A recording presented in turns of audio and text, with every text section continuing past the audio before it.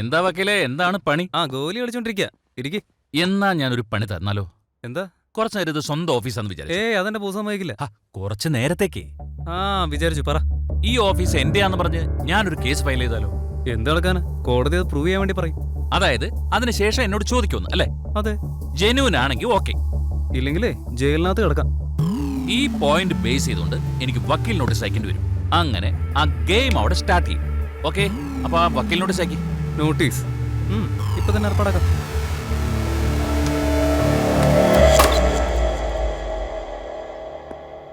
ഈ ഹോട്ടൽ സൈറ്റിനെതിരെ കേസിട്ടേക്കാം. നമ്മുടെ സൈറ്റിനെതിരെ കേസിട്ടോ? ആരാവൻ? ഏതോ ഒരു യാദവ്. ആരടാ ഈ യാദവ്? അയാളാണ് സാർ. ഇവനെന്തിനാ കേസിട്ടത്? സാർ, ഷെഫി എന്ന് പറഞ്ഞ ഒരാളയച്ച നോട്ടീസ് ആയത്. ഈ കോംപ്ലക്സ് നിൽക്കുന്ന സ്ഥലം അവൻ്റെതാണെന്നും പറഞ്ഞ് അവൻ കോടതിയിൽ കേസ് കൊടുത്തിരിക്കുന്നത്. Who is Shafi? അവിടെയുണ്ട് സാർ. He is Shafi? അതെ sir. Can he on this land? അതെനിക്ക് എങ്ങനെ അറിയാം സാർ? It's disgusting. ചിലപ്പോൾ ആയിരിക്കും സാർ.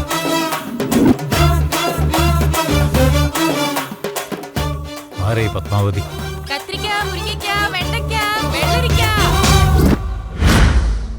മനോര, ഇന്ന് വന്ന പ്രോപ്പർട്ടിയുടെ കേസിൽ കോമൺ ആയിട്ടൊരു ഇഷ്യൂ ഉണ്ട്. എന്താണെന്നറിയോ? എന്താ? ഹോം മിനിസ്റ്റർക്ക് ഈ പ്രോപ്പർട്ടിയിൽ പാർട്ട്ണർഷിപ്പ് ഉണ്ടെന്നാണ് എല്ലാവരും പറയുന്നത്. ഇപ്പോ ആ പ്രോപ്പർട്ടിയുടെ പേരിലാണ് കേസിട്ടിരിക്കുന്നത്. അങ്ങനെയാണെങ്കിൽ ഇതിന്റെ പുറകിൽ മറ്റാരോ.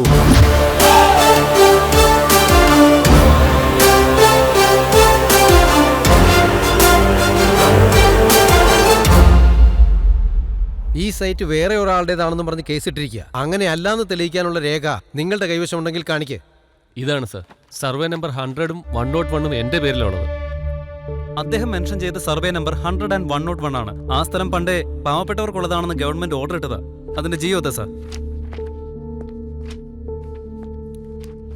സാർ, അവിടെ ലാൻഡ് ആർക്കൊക്കെ കിട്ടിയിട്ടുണ്ടോ അവരുടെ അടുത്തുനിന്ന് ഞങ്ങൾ വാങ്ങിയ ഡോക്യുമെന്റ് ആണിത്. യുവർ ഒന്നുകിൽ ആ സ്ഥലം പാവപ്പെട്ടവരുടെ കയ്യിലുണ്ടാവണം, അല്ലെങ്കിൽ അത് ഗവൺമെന്റിന്റെ കയ്യിലായിരിക്കണം. ആ സ്ഥലം വാങ്ങിയാലും വിറ്റാലും അത് നിയമപ്രകാരം കുറ്റകരമാണ്. അത് ഈ ഓർഡറിൽ ക്ലിയർ ആയിട്ട് മെൻഷൻ ചെയ്തിട്ടുണ്ട്. This an order by the government.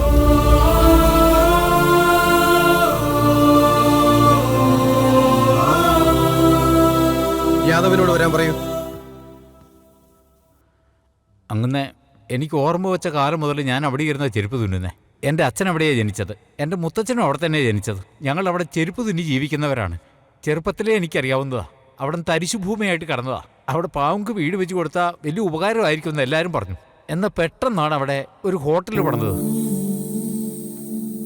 എന്തോ ഒരു അന്യായം നടന്നു എന്നറിയാം, പക്ഷെ അത് ആരോട് പറയണമെന്നറിയില്ല. അപ്പോഴാണ് ഈ മോൻ വന്ന് നിങ്ങളൊരു ഒപ്പിട്ട പാവങ്ങൾക്ക് അതുകൊണ്ട് ഗുണം കിട്ടുമെന്ന് പറഞ്ഞത്. എനിക്ക് ആ സ്ഥലവുമായിട്ട് യാതൊരു ബന്ധവുമില്ല.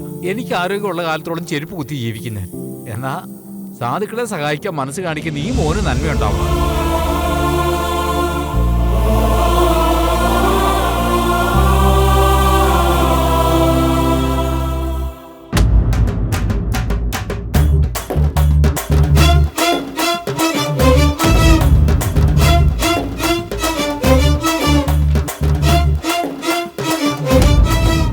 ഇത് പാവങ്ങൾക്ക് അലോട്ട് ചെയ്ത ലാൻഡ് ആയതുകൊണ്ട് ഈ പ്രോപ്പർട്ടി അവിടെയുള്ള പാവങ്ങളായ ജനങ്ങൾക്ക് തുല്യ അവകാശം നൽകണമെന്ന് ഗവൺമെന്റിനോട് ആജ്ഞാപിക്കുകയാണ്.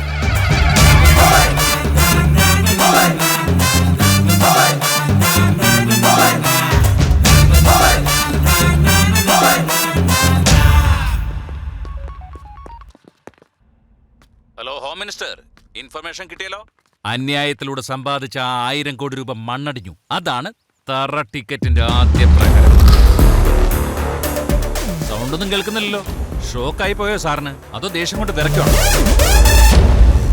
ഈ സന്തോഷ നിമിഷത്തിൽ തന്നെ നിങ്ങളുടെ കിളി പോകാൻ മാത്രം ഒരു ന്യൂസ് ഞാൻ പറയും. റിപ്പോർട്ടർ ഗൗതമി വേറെ ആരുമല്ല, എന്റെ അനുജൻ. എന്റെ കൂടെ തന്നെ അതേക്കൊണ്ട് പോകും. അവളെങ്ങാനും വാ തുറന്ന അടുത്ത ദിവസം തന്നെ താൻ അകത്താവും. തയ്യാറായിരുന്നു.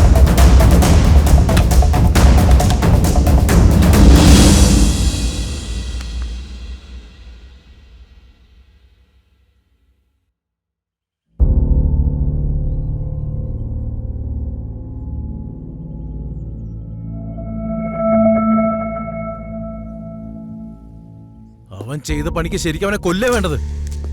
ഏട്ടൻ ഇങ്ങനെ മിണ്ടാതിരിക്കുന്നത് എനിക്ക് മനസ്സിലാവാത്തെ. നീ എന്നെ പറ്റി എന്താ ധരിച്ചു വെച്ചിരിക്കുന്നേ? എന്താ എല്ലാരും ഇവിടെ പേടിച്ച് വരണ്ട് നിൽക്കുന്ന പോലെ? ഇന്ന് എനിക്കൊരു സത്യം മനസ്സിലാക്കണം. നിങ്ങൾ എല്ലാവരും എന്നെ പറ്റി എന്താ ധരിച്ചു വെച്ചിരിക്കുന്നതെന്ന് ഓപ്പണായിട്ട് അങ്ങ് പറഞ്ഞു. നീ ആദ്യം പറ. നിങ്ങൾ വളരെ സിൻസിയറാണ് സർ. CM candidate. നിങ്ങൾ വളരെ ഡൈനാമിക് ആണ്. നിങ്ങൾ നല്ല സുന്ദരനാണ് സാർ. എടാ ദേഷ്യം പിടിച്ചിരിക്കുക. റിസ്ക് ഇല്ലാത്ത എന്തെങ്കിലും ഒന്ന് പറഞ്ഞേരടാ. നിങ്ങളുടെ ബോഡി അടിപൊളിയാ സർ. നിങ്ങൾക്ക് ഈഗോ കുറച്ച് കൂടുതലാണ് സർ. നീ എന്താ പറയുന്നത്? സാർ വളരെ സ്മാർട്ടാണ് സാർ. കാമായിട്ടിരിക്കുകയാണെങ്കിൽ എന്തോ പ്ലാൻ ചെയ്യുന്നു വിചാരിക്കണം.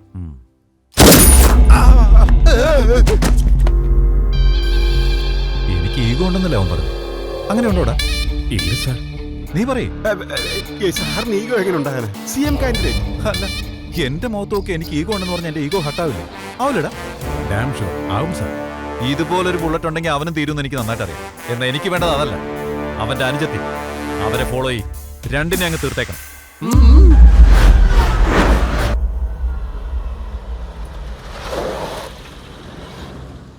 വാ വാ വാ. എടാ ഈ ജീപ്പ് അവന്റെ അല്ലേ? ഇതവന്റെ. അപ്പൊ അവൻ വരുന്നത് വരെ വെയിറ്റ് ചെയ്യാം. വെയിറ്റ് ചെയ്യാം. എടാ നീ വരുന്നുണ്ട്. എടാ അവന്മാരെന്നെ ഫോളോ ചെയ്യുന്ന ആൾക്കാരാ. അവന്മാർക്കിട്ട് 2 കൊടുത്തിട്ട് ഞാൻ ഇപ്പം ഇന്ന് വന്നേക്കാം. ഓക്കെ.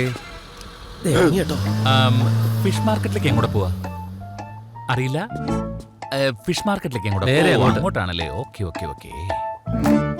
ആദ്യം അങ്ങോട്ട് പോയിട്ട് ചേട്ടാ നമ്മൾ തമ്മിൽ എവിടെ വെച്ച് കണ്ടിട്ടുണ്ടല്ലോ. അല്ലല്ലല്ല, എനിക്ക് ആള് മാറിപ്പോയത്. ഏട്ടന്മാരെന്താ ചെയ്യുന്നത്? ഞാനേ പൂക്കടെ പൂ വിൽക്കുന്നവനാ മോനെ. ആണോ? അപ്പൊ ഏട്ടനോ? ഞാനേ നിലക്കടല വെക്കുന്ന അത് ശരി. അല്ല മോനെ നീയോ? ഞാൻ സ്വർണ്ണക്കട മോതിരം വെക്കുന്നവനാ. നമ്മൾ തമ്മിൽ യാതൊരു ബന്ധവുമില്ല. നമ്മൾ തമ്മിൽ കാണാനും സാധ്യതയില്ല. അല്ല ചേട്ടാ, ഈ ഫിഷ് മാർക്കറ്റ് എവിടെയാ? അതൊക്കെ ഞങ്ങൾക്കറിയാം. ഞങ്ങൾ അങ്ങോട്ടായി പോകുന്നേ. നമ്മൾ എന്തിനാ അങ്ങോട്ട് പോകുന്നത്? നീ എന്തിനാ കണ്ണു വെച്ച് കാണിക്കുന്നത്? നിനക്ക് മനസ്സിലായില്ലെങ്കിലും കുഴപ്പമില്ല. പക്ഷെ വെറുതെ കൺഫ്യൂഷൻ ഉണ്ടാക്കാൻ നിൽക്കരുത്. മനസ്സിലായി. പക്ഷെ ഇദ്ദേഹം ഇല്ലെങ്കിൽ ഞാൻ വരില്ല.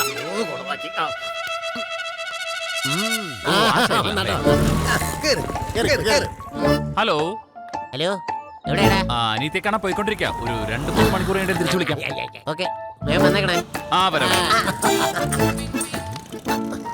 അവനെ കിട്ടിയോ? അതെ, അവൻ അനിയത്തിന്റെ അടുത്തേക്ക് പോയിക്കൊണ്ടിരിക്കുക. ഞങ്ങൾ ഫോളോ ചെയ്യാം. ഫോൺ വെക്കേ. ഓക്കെ.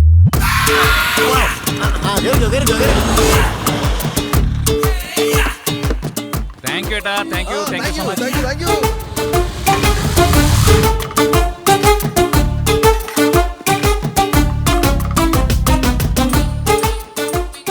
ചേട്ടാ ഫോണ്. എന്താ ഇപ്പൊ എവിടെ ഉള്ളത്? ഫിഷ് മാർക്കറ്റിലാ. അവിടെ എന്താ പണി? അവന്റെ അനിയത്തിക്ക് മീൻ മേടിച്ചോണ്ടിരിക്കുക. കോമയെ കിടക്കുന്നോ മീനോ? മീൻകറി ഉണ്ടാക്കിയിട്ട് അവന്റെ അനിയത്തിക്ക് മൃഷ്ടാന്നം വെച്ച് വിളമ്പി കൊടുക്കും. ഇത് കളഞ്ഞിട്ട് നിനക്ക് ഇഡിയറ്റ്സ്. അല്ല ഏട്ടന്മാർ ഇതുവരെ പോയില്ലേ? ഒന്നുമില്ല മോനെ, മീൻ എങ്ങനെയുണ്ടെന്ന് നോക്കാൻ വന്നതാ. ഇനി എങ്ങോട്ടാ പോകുന്നേ? ഫ്ലവർ മാർക്കറ്റിലേക്ക്. ഫ്ലവർ മാർക്കറ്റോ? ഞങ്ങൾ അങ്ങോട്ടാ പോകുന്നത്. നമ്മളെന്തിനാ എങ്ങോട്ട് പോകുന്നേ?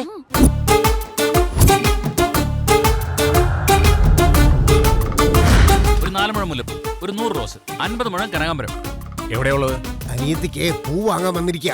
കോമ സ്റ്റേജിൽ കിടക്കുന്നവർക്ക് പൂ എന്തിനാണ്? പകുതി അവളുടെ തലയിൽ വെച്ചിട്ട് ബാക്കിയുള്ളത് ഫ്ലവർ വേസിലിട്ട് വെക്കാനായിരിക്കും. ഫോൺ വെച്ചിട്ട് പോടാ.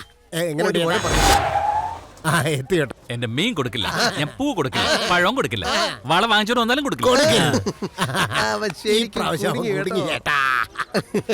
അടുത്തത് ജൂബിലി ഹിൽസ് അല്ലേ? ജൂബിലി ഹിൽസിൽ എന്തിനാ? ഞാൻ അങ്ങോട്ടല്ലേ പോകുന്നത്.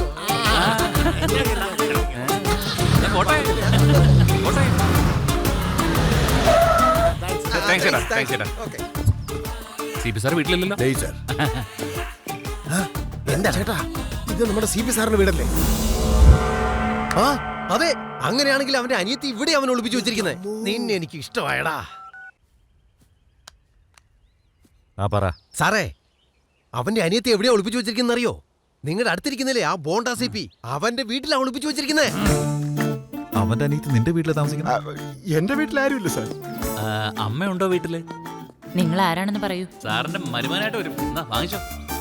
കുറച്ച് പുളിയിട്ട് വെച്ചത്, കുറച്ച് വറുത്ത്, കുറച്ച് പീരയും പിടിച്ചു. പോയി വേഗം ഉണ്ടായിക്കൊണ്ട് വാ. എവിടെ പോയി എന്റെ ഭാര്യ? എവിടെ പോയോളൂ? ആ ഫോണൊന്നെടുത്തേ. ഹലോ, അല്ലടി വീട്ടിലാരെങ്കിലും വന്നോ? സാറിന്റെ മരുമോ മീനുമായിട്ട് വന്നിട്ടുണ്ട്. വെക്കടി ഫോണ്. ആ. അങ്ങനെയുള്ള ആരും അവിടെ ഇല്ല സാർ. ഞാനൊന്ന് പോയി നോക്കിയിട്ട് വരാം.